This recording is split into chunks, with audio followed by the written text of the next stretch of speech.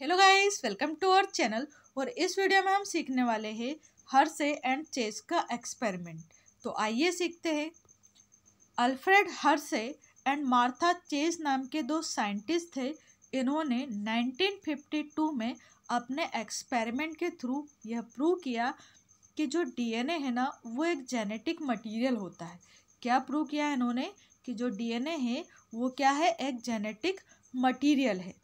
इनके एक्सपेरिमेंट से पहले जेनेटिक मटेरियल किसे माना जाता था?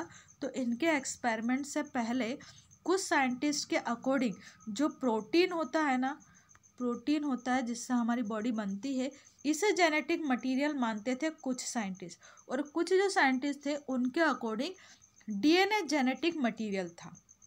अब दोनों ही कॉन्सेप्ट में काफ़ी कन्फ्यूज़न था, बट इन्होंने जब अपना एक्सपेरिमेंट दिया तो इनके एक्सपेरिमेंट से ये क्लियर हो गया कि जेनेटिक मटेरियल प्रोटीन नहीं है, क्या है, डीएनए है। प्रोटीन ना होकर जेनेटिक मटेरियल जो है वो डीएनए है। अब यहाँ पर हम ये समझ लेते हैं कि जेनेटिक मटेरियल की डेफिनेशन क्या है, यह जेनेटिक मटेरियल किसे माना जाता है। तो जेनेटिक मटेरियल क्या होता है?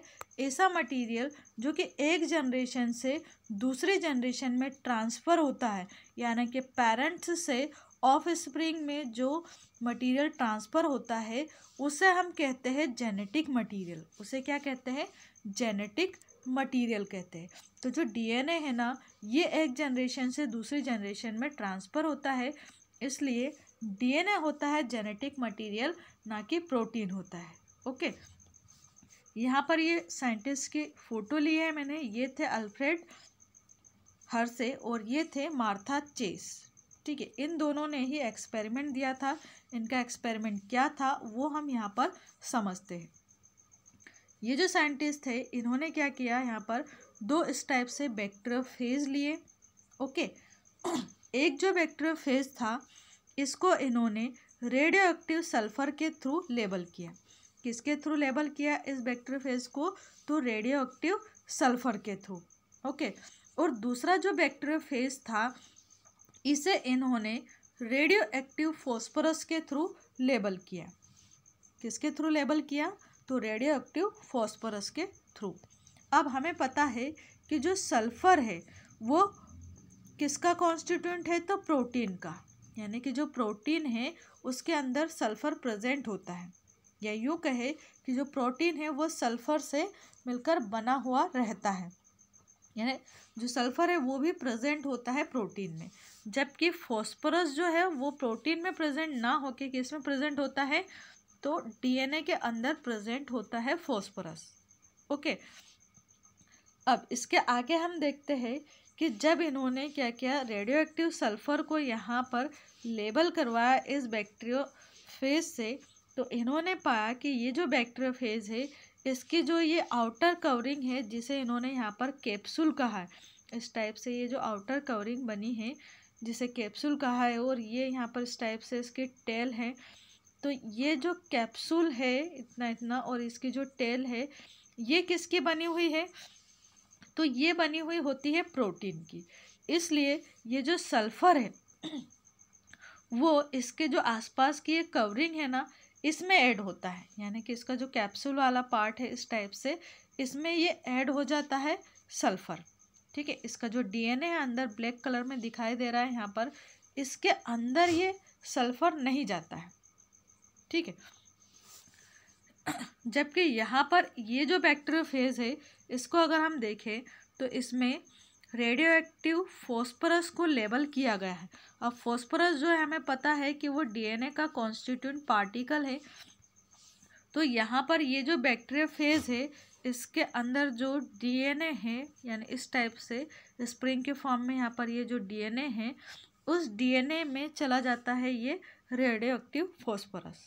ओके, इसके बाद क्या होता है कि ये जो बैक्टीरियोफेज है इनको यहाँ पर बैक्टीरिया के ऊपर छोड़ा जाता है। तो क्या होता है कि बैक्टीरिया के ऊपर जैसे ही ये बैक्टीरियोफेज आते हैं तो बैक्टीरिया से ये अटैच हो जाते हैं इस टाइप से, और ये बैक्टीरियोफेज क्या करते हैं, इनका जो डीएनए होता है उसे इस बैक्टीरिया के अंदर यहाँ पर इंजेक्ट करवा देते हैं, जैसे कि यहाँ पर दिखाई दे रहा है। ठीक है, और ये जो बैक्टीरियोफेज है ये इस टाइप से खाली हो जाएंगे। ओके, इसके बाद यहाँ पर आप देखेंगे ये जो बैक्टीरिया है वो अलग हो गया और ये बैक्टीरियोफेज अलग हो गए। अब जब यहाँ पर रेडियो एक्टिव सल्फर को डिटेक्ट किया गया तो पाया गया कि ये जो बैक्टीरिया है इसके अंदर कोई भी सल्फर प्रेजेंट नहीं है। सल्फर किस में प्रेजेंट था? ये जो कवरिंग है इसके अंदर, ठीक है। तो और ये जो कवरिंग है वो किसकी बनी है? तो ये प्रोटीन की बनी है, ठीक है। ये जो कवरिंग है वो प्रोटीन की बनी है और ये कवरिंग यहाँ पर शाइन कर रही थी, चमक रही थी। तो इससे इन्होंने ये प्रूव किया कि ये जो प्रोटीन का कोट है, ये जो प्रोटीन का यहाँ पर कवरिंग है वो इस बैक्टीरिया के अंदर नहीं आता है। यानी एक जनरेशन से दूसरी जनरेशन में ये जो प्रोटीन कवर है वो नहीं ट्रांसफ़र हुआ। क्या ट्रांसफ़र हुआ? ओनली यहाँ पर ये इस टाइप से इनके जो डीएनए हैं वो ट्रांसफ़र हुए हैं, ठीक है। नेक्स्ट एक्सपेरिमेंट में इन्होंने क्या पाया? यहाँ पर नेक्स्ट एक्सपेरिमेंट में इन्होंने यहाँ पर देखा कि इस टाइप से नेक्स्ट एक्सपेरिमेंट किया इन्होंने। तो ये जो यहाँ पर डीएनए है वो इस बैक्टीरिया के अंदर यहाँ पर आते हैं। ये यहाँ पर आप देख रहे हैं रेड रेड कलर में यहाँ पर जो बैक्टीरिया है वो यहाँ पर रेड कलर में जो डीएनए है वो बैक्टीरिया के अंदर आ गए हैं, ठीक है, जो कि अलग से ही कलरफुल फॉर्म में शाइन कर रहे हैं। तो यहाँ पर इन्होंने पाया कि जो फॉस्फोरस है वो किसके अंदर प्रेजेंट है? ये डीएनए के अंदर, क्योंकि फॉस्फोरस डीएनए का ही कॉन्स्टिट्यूएंट पार्टिकल है ना। तो इन्होंने जब डिटेक्शन किया तो यहाँ पर पाया कि रेडियो एक्टिव मटीरियल ये बैक्टीरिया के अंदर है। ये जो इनकी ये जो कवरिंग है जो कि प्रोटीन की बनी हुई है, इस कवरिंग के अंदर कोई भी रेडियो एक्टिव मटीरियल यहाँ पर शाइन करता है इनको नहीं दिखाई दिया। तो इस एक्सपेरिमेंट से इन्होंने प्रूव किया कि यहाँ पर ये जो डीएनए है वो ट्रांसफ़र होता है। इस टाइप से थ्रेड लाइक जो स्ट्रक्चर यहाँ पर पड़ी हुई है ये डीएनए है इनका, और यही एक जनरेशन से दूसरी जनरेशन में ट्रांसफ़र होता है। इसलिए जो डीएनए है वो क्या है? यहाँ पर एक जेनेटिक मटेरियल है, ना कि प्रोटीन है। प्रोटीन तो ये कवरिंग में ही रह जाता है और जो यहाँ पर डीएनए है वो ट्रांसफ़र होते हैं, ठीक है। जो डीएनए है वो एक जनरेशन से दूसरी जनरेशन में यहाँ पर ट्रांसफ़र होते हैं। इसलिए डीएनए जो है वो जेनेटिक मटेरियल है, ना कि प्रोटीन, ठीक है। अब ये जो पूरा एक्सपेरिमेंट था इसमें 3 स्टेप्स होती है। फर्स्ट जो स्टेप है उससे इन्फेक्शन कहा गया है, यानी कि बैक्टीरिया के ऊपर जब बैक्टीरियोफेज आकर बैठते हैं तो इसे हम इन्फेक्शन फेज कहते हैं। सेकंड जो फेज़ है जिसमें कि जो बैक्टीरियोफेज है इनके डीएनए बैक्टीरिया के अंदर यहाँ पर इंजेक्ट कर दिए जाते हैं।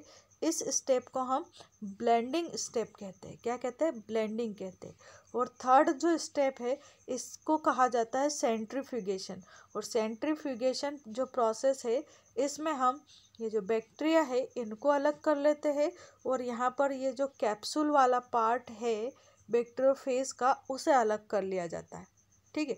और डिटेक्शन के थ्रू पता लगाया जाता है कि किस पार्ट में यहाँ पर रेडियो एक्टिव मटीरियल प्रेजेंट है, ठीक है।